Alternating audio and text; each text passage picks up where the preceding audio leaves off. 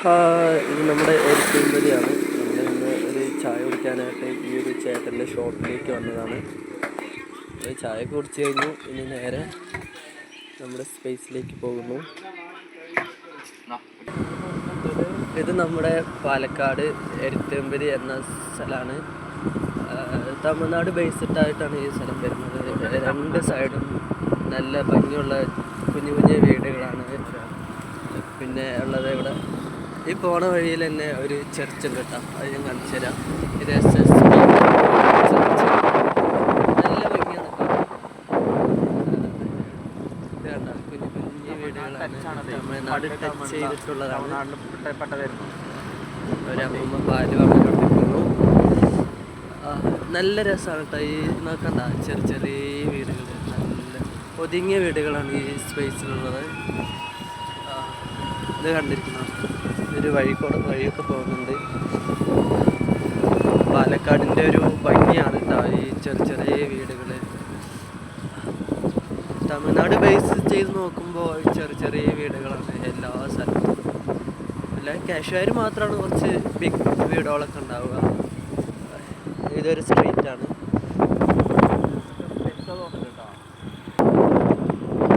അങ്ങനെ പോകുമ്പോൾ ഈ ഒരു സ്ഥലത്ത് ഒരു അമ്പലമാണ്, വിനായകൻ്റെ അമ്പലമാണ്. അതുപോലെ തന്നെ ഇവിടെ ഒരു അമ്മയുടെ അമ്പലം തോന്നുന്നു. ഇതൊരു കാടിനുണ്ട്. ആ ഒരു നല്ല രസമാണ് പാലക്കാടിൻ്റെ.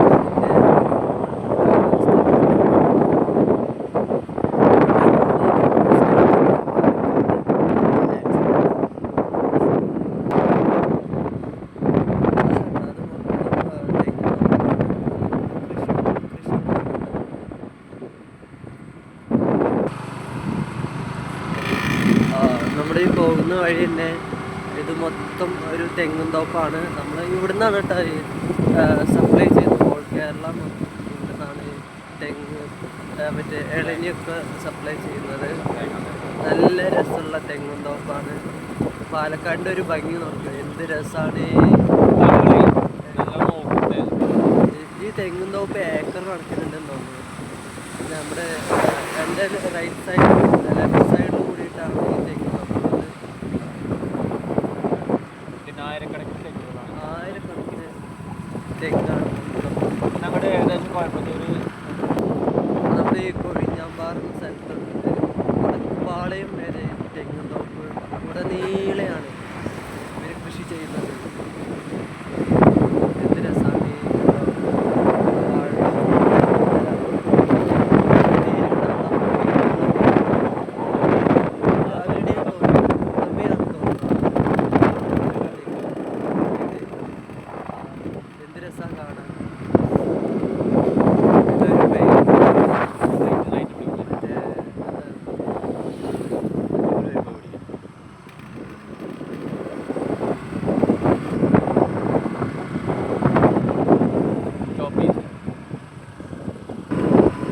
ഇതൊരു പുതിയ തോട്ടാണ് കേട്ടോ.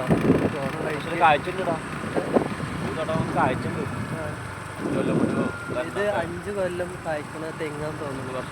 5 വർഷം കൊണ്ട് നല്ല രസം കേട്ടോ. ചെറിയ താഴത്തുനിന്ന് തന്നെ നമുക്ക് തേങ്ങകളൊക്കെ പറിക്കാൻ പറ്റും.